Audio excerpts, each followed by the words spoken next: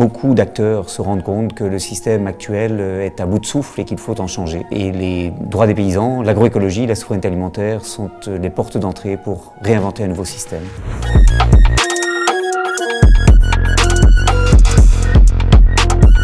Olivier de Scuter, je suis coprésident de IPES Food et j'ai été le rapporteur spécial des Nations Unies sur le droit à l'alimentation. On a développé une économie alimentaire low cost qui vise à réduire le coût pour les ménages de l'alimentation, mais qui en fait a des coûts très importants pour les écosystèmes, pour les contribuables, pour les générations futures, et ce sont tous ces coûts cachés que le prix de la nourriture que nous payons ne reflète pas. Et c'est cette logique économique avec laquelle aujourd'hui il faut rompre pour aller vers une production alimentaire beaucoup plus soutenable et beaucoup plus nourricière.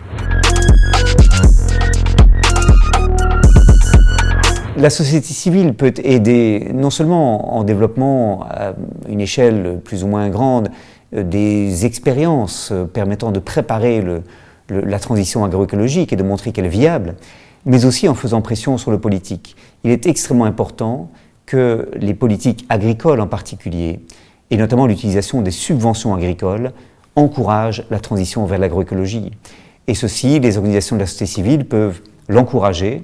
Elles peuvent aussi encourager les mangeurs et mangeuses à se mobiliser autour des questions d'alimentation. Cela veut dire éviter que les groupes d'intérêt, les lobbies les plus puissants, les grands acteurs économiques influencent la décision politique, captent l'essentiel des subventions et finalement retardent cette transition vers l'agroécologie que les ONG appellent de leur vœu.